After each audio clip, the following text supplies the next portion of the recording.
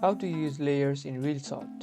Layers in Reelshot allow you to stack different elements like videos, images, or text on top of your main footage, opening up a world of creative possibilities. This guide will show you how to use layers to create dynamic visual effects. First, open a video project in Reelshot and make sure your primary video clip is on the main timeline. This will be your base layer. Now look for a plus icon or dedicated layer icon in the editing toolbar, often represented by overlapping squares. Tap on it to bring up options for adding new layers.